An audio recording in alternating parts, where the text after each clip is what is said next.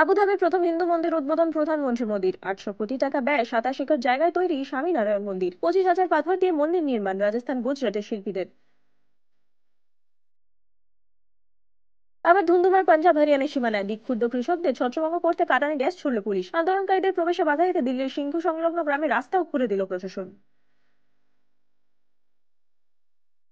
নিজেদের অধিকার বুঝে নিতেই রাস্তায় নেমেছেন দাবি প্রতিবাদী কৃষকদের। দাবি মেনে না নেওয়া হলে 16 ফেব্রুয়ারিতে ভারত বন্ধের ডাক ভারতীয় কিষাণ ইউনিয়নের। বৃহস্পতিবার পাঞ্জাব জুড়ে রেল অবরোধ।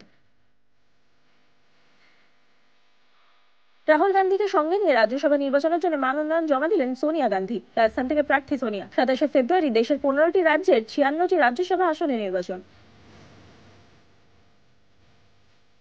কৃষক আন্দোলনের আবহে আগামী সপ্তাহে পাঞ্জাব যাচ্ছেন মুখ্যমন্ত্রী মমতা ব্যানার্জি। 21 ফেব্রুয়ারি পাঞ্জাবে একগুচ্ছ কর্মসূচি। স্বর্ণ মন্দিরে পুজোর পাশাপাশি কেজরিওয়াল ও পাঞ্জাবের মুখ্যমন্ত্রীর সঙ্গে বৈঠকের সম্ভাবনা মমতার। সুকান্ত সন্দেশখালী অভিযান ঘিরে বুধবার রণক্ষেত্র বসিরহাট। পুলিশের সঙ্গে দফায় দফায় বিজেপি কর্মীদের ধস্তাধস্তি। পুলিশের লাঠিচার্জ, পুলিশের গাড়িতে উঠে ধস্তাধস্তিতে অসুস্থ সুকান্ত।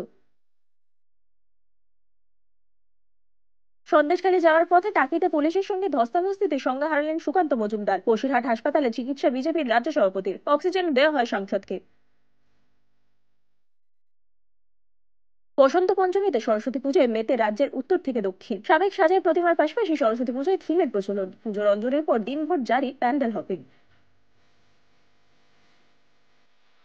প্রথা ভাঙল যাদবপুর বিদ্যাপীঠ। স্কুলের সরস্বতী পুজো করলো স্কুলেরই 7 ছাত্রী। পুজোর জন্য 7জনকে দেওয়া হয়েছে বিশেষ প্রশিক্ষণ। বালিগঞ্জ সায়েন্স কলেজের পুজোয় মালা রায় ও বাবুল সুপ্রিয়। কথা রাখলো কলকাতা মেট্রো। বউবাজারে ক্ষতিগ্রস্ত বাড়িগুলির মেরামত কাজ এবং মেরামত করা বাড়িগুলোর হস্তান্তরের কাজ শুরু। মেট্রোর তরফে শুরু সম্পূর্ণ ক্ষতিগ্রস্ত বাড়িগুলি পুনর্নির্মাণের কাজ।